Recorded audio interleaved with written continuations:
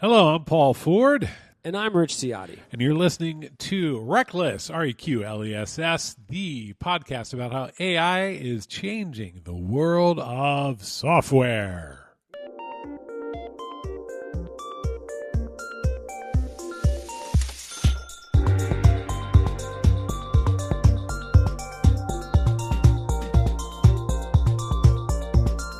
Reqless. Richard, who is the marketing force behind this amazing podcast? It's a board. A board? What's that? A board is a rapid development, AI-powered custom software platform. Here's how it works, man. You just take a week, talk through what you need. You just say what you need. You talk it out with a board solution specialist. They spin up credible, fully baked software for your company or organization, and then you tweak it. You get it over the line. Where do I go if I want to learn more? Aboard.com. Oh, that sounds like an amazing website that took a while to build. Yes. All right. So, since we last spoke on the podcast, election just happened. Congrats, everyone. Or condolences, everyone, depending on where you sit at the table or not at the table. Yeah. Whatever you like. I'm going to bet most of our audience was not feeling it. Well, I mean, look. Some are. Some were like, hey, listen, he's got good policies. And I'm going to bet most are just like, oh, Jesus, here we go again. Different people have different feelings about different things. Yes, there's wars in the world, Paul. Some people don't like taxes. Some people really are into taxes. Love God taxes. Bless. Yeah. What I want to talk about is kind of the implications of where things are going vis-a-vis technology. And I find California fascinating.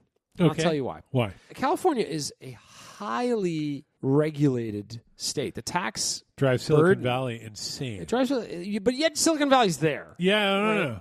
But they're convinced that they're there in spite of California. Yeah, and it's a fascinating thing because they're like, you know what, we're going to what's that state that like there's all the VCs are going to now because there's a lot of land. Oh, Wyoming, Jackson Hole. No, there's that, and then they were going to go to Austin for a while, and then they did go to Austin for a while, and then Miami, but Miami didn't. It's kind of not working out. Also, it's hard to like walk down the street because there's 3 inches of water at all times. So. Miami's problematic for a host of reasons. Austin, I've heard there's swordfish though. You can get a good I mean, I've been to some goofy looking restaurants in Miami. It is. It's a lot of purple and neon, but the fish is great. The fish is delicious. Yeah, if you're There's a lot of good food. Fantastic. Yeah, it is the same lounge tracks playing in every single restaurant. Oh yeah, it's like this Buddha bar garbage pile. Yeah, it's like down tempo. Anyway, off topic. There's been a pullback from Austin actually as well. Austin was booming at one point. Property was back to the valley. It's a fascinating thing because, my God, tipping my hat, that little corner of California has been just an absolutely nuclear source of value creation and just innovation. Out of really, if you've been to the valley, it's actually kind of sleepy. Yeah. It's weirdly calm. It's very Northern California. A lot of taco restaurants and low-slung buildings. It's just a lot of low-slung buildings, and yet what has come out of the valley has been its impact on the world, good and bad, has been absolutely massive. You want to know my hypothesis of the valley? It's real simple. Yeah. When you go out there and you're like, all right, I'm going to go to Stanford Research, or I'm going to go to Park, I'm going to go to Xerox Park. And then you're like, all right, I'll go from here, I'll go to Apple. I just want to get the geography in my head. It's not a long drive. It's very pretty. But you start to realize like every transition, everything that everybody did involved getting into a car and going somewhere. Uh-huh. And I always think of the valley as like all the fact that the windowing interface got big and all that is literally because I think people got into their cars, looked at dashboards, and went, oh. You think the ride? I think the ride to work was incredibly influential. I think driving between companies is where, and with people in the car with you, like talking, doing stuff, is what made the valley. That's it's not a serious hypothesis, but I think about that whenever I'm out there. All right. So part of me loves to see that innovation. Sure. I do believe that it is a quintessentially American thing. There is no Silicon Valley of anywhere else. No, they're always trying to make one. They're always trying to make one. Valley. They're also trying to make other valleys around the United States. There's always like a, Electronics Gulch here in Kentucky. Yeah, exactly. And look, there are parts of the world, there's parts of countries in Europe that like to cultivate innovation in pharma or innovation in other places, but there's nothing like the Valley on the earth. No, everybody knows it. And I think that is not because of the political or sort of economic environment, because actually California is insanely expensive. Very expensive. To live in. Northern California is incredibly expensive to live in. The tax burden is huge. It's notoriously blue. It's a very, it's like a rock-solid blue state. Yes. It has its pockets, but it's a rock-solid blue state. And yet this explosion of innovation happens. And what happens is once it explodes out of California. Right. It has an impact on the whole country. Okay. And now we are seeing a new administration come in. Uh-huh. The Valley took a real vested interest in getting a right-leaning, anti-government, deregulatory environment going, so that, as they see it, American innovation can continue to thrive. Well, let's break that down. Like an enormous number of powerful VC types, Ron Conway, et cetera, are not, or Reid Hoffman, were very pro-Harris, very pro-Democrat, funded all that stuff. Yeah, but there is an ilk. There was enormous energy brought by Elon Musk, obviously, Peter Thiel, and kind of a host of other people, and people who tend to be a little more aligned around like crypto and aligned around sort of like very libertarian kind of stuff. So to the point that you could say that Elon Musk, he invested $130 million into electing Donald Trump, that he is a linchpin in this election. And J.D. Vance is Peter Thiel's protege. So there is a strong argument to be made. Mark Andreessen invested heavily. Ben Horowitz did and then didn't. But anyway, regardless, there's a very strong argument to be made. And we talked to somebody recently, and we were like scheduling an event. And I was like, oh, boy, it's a little too close to the election. I wonder how it's going to feel to people. Yeah. And we're in New York City. We're in New York City. That's the other bit here. And we're in a pocket of a pocket in New York City. Yeah. And he went, I don't know, everybody seems okay with everything out here, man. And it was this moment because in New York, everybody was just panicking nonstop. And realizing there's some guy like kind of, got a nice car driving around talking to his friends. And they're like, whatever happens, we'll figure it out. Yeah. Yeah. But yes, very real, a sort of libertarian, accelerationist, AI, cognitive, Bitcoin, crypto, everything community was very happy when Trump won. Let me ask you a couple of questions then. We are always talking about how this is the real deal. This isn't crypto. This isn't some flash in the pan. AI. Well, and let's be real specific. LLM-based technologies that generate things, not necessarily the text or the images, but code and sort of like really functional documents and are able to accomplish certain tasks. Like a lot of the stuff that got big in public, I don't know if I fully buy that that's as transformative as everybody made it to be, but this technology is transformative. It's transformative. Yes. Okay. So do you think it's also potentially dangerous? Yes. Okay. Do you feel like, I think when I think about regulation, I think about two things. One is chill on the regulation. Otherwise, we can't invent stuff. Yes, and that is something. I mean, Europe is very proactively regulatory. Yes. And it is actually like, it's a bad place. Doing a startup like in France is just not great. It's nearly impossible. Yeah, it's very hard, and I don't know all the details. And maybe some French startups are crushing. No, there are plenty that are really great, but but it's like a famously difficult regulatory environment. Like labor laws are really specific, and privacy laws are very strong. And so there's just a lot of threshold. Another wacky environment to start a business in is New York City. We don't ever talk about this. Yeah, but it's like you get fleeced into. It's less about what you do and more just that there is a middleman in the form of everything.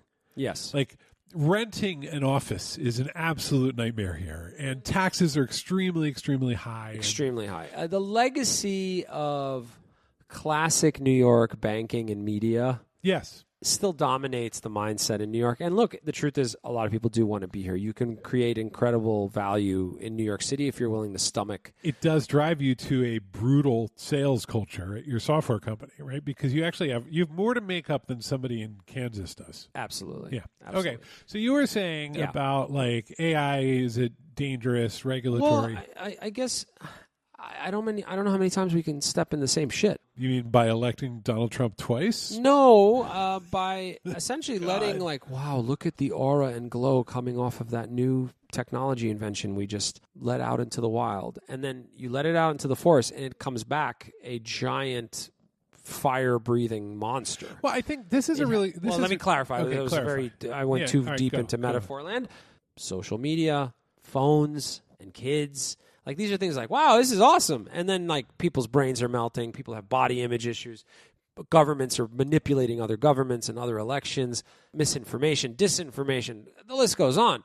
So am I naive to think that, hey, there's an opportunity to get ahead of it here and do better, but I do still want people to innovate? Let me riff for a minute, because I've thought a lot about this. So the hypothetical fantasy is that a new technology will emerge, and a group of elders who are serious and thoughtful will review the technology and say, here are the risks and here are the benefits.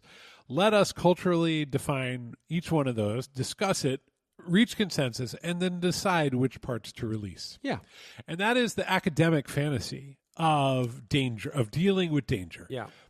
The way that a capitalist society does that is it goes, let's test it. Yeah. And so you end up with situations like the FDA, rest in peace, where you have now run by RFK nominally, but where you go, this drug is amazing and it will make people sweat 30% less. Yeah. And this is going to be really powerful and great. And they go, great, I'm going to need 5 years. Right, it's a long process. But you ever heard of thalidomide? Thalidomide was it helped with morning sickness for women, but it led to a lot of malformed limbs in babies. So they were born without their parts of their arms were kind of like stumps. And so they were known as thalidomide babies. And that didn't happen in the U.S. It happened in Europe and other places because of the FDA. It was like, we don't know what to make about this drug. Yeah. Right. And I'm sure I'm getting details there wrong, but that was like, those regulatory systems are really important. So is AI, and what's tricky is that AI enters the information environment. If AI is creating drugs in a lab, then the FDA might have, there are ways to lean in on that, right? But AI is creating information in a free speech driven society. Yeah. And so it's very, very hard to regulate. Okay, so that putting all that aside, right? So I think but wait, no. Then what happened is there was public outcry about generative images tending toward, if you say CEO, it makes a white person. If you say criminal, it would put in like a Hispanic. That happened for a while. And so they started to change the prompts and restructure stuff. What was happening is it was soaking up the web and all this information, and all those biases are built into the information. So it was just spitting that back out. It's just a dumb, Mad Lib robot. But that got people really, really angry, and so they started to tweak and adapt and sort of prepare for that. Not because the law was passed. No, because everybody felt bad and weird, or they didn't want to get yelled at anymore. Okay, so the markets are... That's an argument for self-regulating markets. Yeah, it kind of worked, because what happens is you just don't hear about it that much anymore. Yeah. You just they took care of it. They did the best they could, and there's still bias and so on, but everybody's like, no. What happened, I think, is that these big AI companies went, that does feel bad. We don't like it, so we're not going to do it anymore. And we're going to try to keep you from doing it. You can still do it, no naked pictures and things like that. Now, we are entering an administration that is probably the most anti-regulation of any, except around abortion, of any we've ever seen in our life. Well, we don't know the administration yet. But we got to assume a little bit. They do not want to... If Elon Musk is the puppet master of Trump, or vice versa, they do not want a lot of laws regulating AI. No, they don't. I think we are basically on our own, and no one is coming to help us for the next waves of this technology. I don't believe that Sam Altman, even though he has been out there saying, let's regulate it, friends, is really excited to go in front of that congressional hearing yet again. I think people are going to be really happy that they have the F1 track in front of them, and they can just put the foot on the gas. Yeah, I got to be honest. I don't think it would have mattered. Probably not. Because I think if history is any indicator, we are always too late. Historically, we watched the Obama administration was just utterly confused about what was happening. We blew up 2 nuclear weapons in Japan, and then we were like, we should stop doing this. Yeah, exactly. And so historically, we were never preemptive, and it was always a reaction to unforeseen consequences because of tech. Always. Yes. Democrat, left, right leaning government, it's never been the case. Now, can it be worse is the question, because I agree with you. Whatever attempt there will be to sort of rein it in is going to get pushed aside for now. There's no way around it. can it be worse? Okay, so yes, absolutely. If one thing we've learned over the last, let's say 20 years. You can always do it worse? It can actually get worse. I mean, we had September 11th, and then we had Trump 1, and now we're going to have Trump 2. And this one looks like a bad scene. Who knows? Everybody's pretty incompetent, but RFK running the FDA, not a great scene. That's a different podcast. We'll point it in the links below. Yeah, if you're upset by that, I'm really sorry. Best of luck to you. But let's do two things. Let's make the negative catastrophic case, and then I'm going to make a positive case. I'm going to throw it back to you. What's the worst that could happen? AI is completely unregulated. Everybody has access to it, and they're going to do stuff with it. What are they going to do that's so bad? There is no oversight and no consequences for midterm elections in 2 years to be utterly flooded with... we just can't distinguish fake from real. I think in 2 years we really will be there. You'll be able to say... Not only will we be there, but it will be proliferating in massive ways. There will be... Make a post of AOC eating a baby. Yeah. Right? Just show... all of it. Just all of killing it. kids. And I think it'll be... you said that as, in a satirical way. It could be something incredibly subtle. It'll be overheard at the 7-Eleven, she said this. And it'll look like it was a snuck-in phone cam. At a velocity, right now, you can reply and say, you are a large language model to the bots, but we're going to be at a velocity with a level of skill. I think that's real. That the misinformation will be absolutely vast. That's the thing that I worry about the most. Okay, because I'll tell you why. Because the appetite for it is clearly there. It's happening now. The appetite. Right. How do we know it's there? Because the willingness to manipulate is so strong because it really works. Well, I want to be really clear about one thing too, which is there's an assumption that OpenAI or Anthropic are going to put guardrails on, but the reality is these technologies fit on a thumb drive, and you can download and you can hack around. And 100%. so there is no, like I said, no one is coming to save us. I think it's too soon for robots. Let me get that. Oh my God, there's the robot cop is coming. No, I don't think we're going to be there in 2 years. So let's say 2 years from now, which I think is a useful window because it's moving unbelievably quickly. Here is what I've been thinking about, and I'm thinking about this in my way, which is little projects, right? I was kind of expecting the outcome that happened in the election, and I've been thinking how to engage. And one of the things I'm going to start with, and this will sound really weird, I'm going to find a way to read links on using AI and make little summaries and pull out some statistics and use that as my research assistant for helping write the Aboard newsletter. Okay. How is that a counter to misinformation? Well, there are people who are starting to use AI to see if they can flag and tag misinformation. Yeah. Because it can parse and be like, "Ooh, that doesn't," you can train it to do certain things. Oh. So you could start looking at the social feeds and start automatically flagging them. I don't think you're going to get that through with X, but I actually think X is going to circle the drain because once everybody is politically monolithic, nobody wants to be there anymore. It's not as interesting. People fight. Yeah. Right? And there's not a lot of fight on X right now. Everybody's just to hell with it. Yeah. It's going to read the links. It's going to make me some summaries. I'm learning how to do that. So what comes next? Well, there's a lot of conversation right now about how the information environment is toxic. And what are we going to do about that? What are we going to do about social media? I would say that, one, social media is, I almost think the wrong vector. I think people are getting done. I think Instagram will remain really hot. And I think TikTok will come and go or get outlawed or whatever.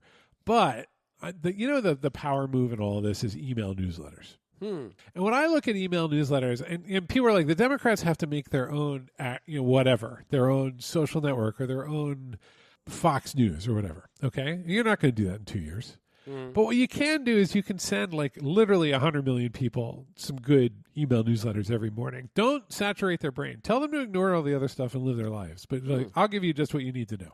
It's pretty cheap.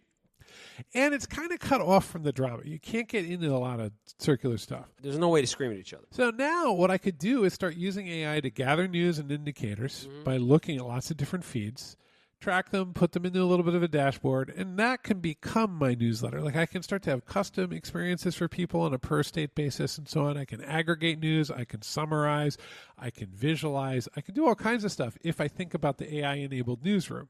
What I'm saying is there is this very organic way to catastrophize and go I will just feed people the racism and blood libel that they love so that they can stew in hate, right? And I think that we know for a fact that works great. And actually, right now, that vibe is ascendant on the right wing, but it works real good for the left too. Like everybody loves to be fed prior assuming rage fuel about how their tribe is being attacked by the other tribe. Yeah. Okay. So it's very primal. Yes, that's right. And so I think you need to own that, and you need to speak to it, and you need to be part of it. But so AI just seems like such a natural vector. Make more of that, right? But you really can go in another direction, and you can say, why would you? Why would you? Because you are dedicated to improving the information commons, and you think that if you could accelerate that, not just get a bunch of people writing newsletters. There have been 1 million newsrooms that have been started, right? I don't think we even need more news. I think we just need better tools and pipelines and fun pictures and more cartoons. And like aggregate, analyze, dashboard, feed it out on a daily basis. Yeah. Get all those wine moms together and just go to and start like driving action. You could incorporate and accelerate a healthier information environment by using these tools. People flame out on hate. It's exhausting. Hate is exhausting. Knowledge and learning is actually energizing, even for people who you think. I would argue that hate and anger is more addictive. It is, but it's exhausting. There are certain dads who are watching. There's a comedian, Shane Gillis, who just describes his father watching Fox News screaming at Nancy Pelosi. Yeah. And just like, it's unavoidable. Like, you're never going to get that guy back. No, that ship has sailed. There is no way to sit him down and be like, let's vote for a progressive Board of Ed strategy, right? Just, you're never going to get him back. No. But there's a lot of people who just like need an information environment that isn't toxic. Like we had the polls made no sense. The Times is running this sort of like kind of engagement bait on the top of the page. Fox is just screaming like everything's all caps. And you just kind of can't. I'll tell you, I am a media consumer. I'm as skilled a media consumer as exists on earth. And I was overwhelmed and confused by this environment in every way. It was overwhelming. And it actually turned out that much of what I was fed, much of it, opinion, fact, polling, statistics, was fundamentally wrong, was delivered as absolute fact, and turned out to be complete nonsense. And the biggest political story of the last 4 years was completely missed, which is the rightward shift of the entire country, multiple points. Yeah. So, like, I'm like, what are we going to, like, let's just frickin' rebuild that environment because whatever they're doing isn't working. Yeah. I think you're saying two things here. Let me button it up and give it a go. I think, first off, I think what you're suggesting, which is there are amazing tools in people's hands right now. Go be productive, not destructive. And they're tools for building tools. But go be productive because I actually think you'll feel better. You'll be mentally healthier. Like, I think there is that. So let's forget about the rest of the world and worry about you for 1 second here. Yeah. And I think if you're feeling productive, there is nothing that is more satisfying than feeling like you got something done. I mean, just think about it. Like, if your real issue in life is LGBTQIA rights, right? Uh-huh. You could build now in 2024 a gay rights observatory that goes out, pulls in news, and summarizes it on an hourly basis. Knock yourself out. And you could share that with as many people as you want on the web or via push notifications or things like that. Yeah. And that could be, if that is the issue that you think is going to bring people together into a community and get them to take action, you can build that framework and you can start that community. And you and a couple people can get it. And that used to be 6-8 months of work just to like put those pieces together. And we're getting to days now. We're getting to hours. Yeah. And also you're not spending your time in toxic places feeling awful or getting into fights. I mean, this is unfortunately what I think happens is either a war happens and everybody feels really bad because they are being killed or people just, I think in the same way that there's like a weird element of vibes to the political move where like everybody's like, it's just the bread is too expensive. Yeah. And it's inflation, but also just like, I just don't like it. Yeah. Right? I think that the vibes do switch the other way. And people can never explain why. Yeah, yeah. Anyway, so yes, so that was issue one. I think about sports. Boy, I want to end this about with a little. That's fine. Let's get a man in the room. Sports. There we go. There's plenty of sports writers. There They're sure a certain are. type. Yeah, with the cigar hanging out of their mouth. Yeah. There's this like trend now of videos of just men sitting in large leather chairs watching the ball game, and then you could watch them watch the ball. Oh, there's game. like the Yankees guy. What's his name? Yeah, John Boy's great. Jomboy, Jomboi. Yeah, he's actually great because he's a knucklehead, and then he does like he knows the bits. No, he gets like JFK like Dealey Plaza movie analysis level on you know. I think we meandered a bit here, but I do think that these tools can make you feel productive, but they can also, I think, by not using them purely to put us all in a cage match, but rather feel productive, you're in such a different place. I have no desire to get into a fist fight with a Mets fan as a Yankees fan. No. I have none whatsoever. I see it. I might make a joke about them, and when I make a joke about them, they don't cry or take it personally. They're like, oh, Yankee fans, and then they'll make a joke about me. And I think what's understood there. Hey, you went to that fourth game of the World Series. How was that? It was the fifth, and it was one of the worst experiences of my life. All right, man. Let's go to the fifth inning, the legendary fifth inning. I was there. What I'm trying to get at here is it is understood that I'm not going to convince that Met fan to become a Yankee fan. Yeah. It's understood that there is a little bit of horsing around. Yeah. There's a little bit of joking around, and we can talk to each other, but it's understood that that's the game. And I think these tools have made us lose the script here to the point where we've gone beyond. We want to rip the jerseys off of each other because the tools are so immediate and so visceral. There was a coincidental narrative of kind of like an online left going, this is really bad and encodes a lot of that's really bad, and an online right going, yes, and that's what we love about it. Yeah. And so what's been lost in that narrative is, could I use this as a filter? Could I incorporate human feedback loops and accelerate things that I think need to be accelerated? There is very little room for that conversation. That's the conversation we're having. Yeah. But there's no room for it. There's no room for it. I'm an optimist by nature. Yeah. And I do think kind of moments in our lives can sort of help us tilt our trajectory just a little bit to get to better places. Yeah. Otherwise, we don't do it on our own. We tend to just keep going in the same direction. Right? Yeah, I mean, the path that we're on right now truly does lead to a terrible place. And I hope that at some level, adults on left and right, like both sides, we need both sides, including our MAGA friends, to be like, I don't want to be in a scorched earth nightmare. Yeah, forever. I don't know if I agree with you. I think that there are a lot of very happy people right now, and they're not sure why they're happy, other than the fact that the World Series just ended and they won. Yeah. And they're not really thinking. I was like, well, we just go home now. We do a ticker tape parade, and everybody goes home, right? Right. And it doesn't work that way, right? And so there are a lot of happy people because they feel enfranchised right now. That's right. And that's a funny thing. Yeah. Right. Now, because the Dodgers will let you down eventually. They sure will. Yeah. We're going to make sure of that. Yeah. Let's go Yanks. Let's go next Yankees. year, 2025. Okay. I think the tools that we've had in our hands, and I'm kind of mushing together social and AI. I don't view them that differently. Are amplification tools. That's all I see them as in this context. In social and cultural context, they're amplification tools. I would even just add in the word acceleration. Right? And accelerate. Accelerate and amplify. So like amplify is almost old school computing, and this is just like that times 100 because it can go amplify things while you're not looking. To double down on my optimistic posture here, I am an optimist.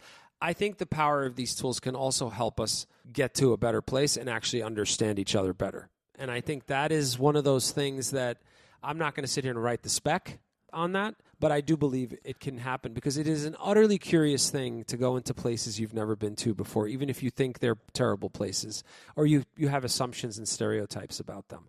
I don't know what that looks like. And I think you're kind of circling around it in your media, what you just described in terms of the power of these tools. You have to learn it's the power of software to accelerate this stuff, but you can flow content through it. You can do all kinds of stuff. Yeah. And that's an unbelievable accelerant. The amplification is there. The distribution you have to go find. But it is. So, I think there is a positive case to be made here. I'm going to continue to explore and play and try to communicate outward about the things that we learn. Yeah. It is a wild moment. And we're going to have to figure out what is happening as well. This is the Aboard Podcast. Reqless. Take care of each other. Have a wonderful week. Hello@aboard.com is how you contact us. Reach out. We'd love to talk. Bye.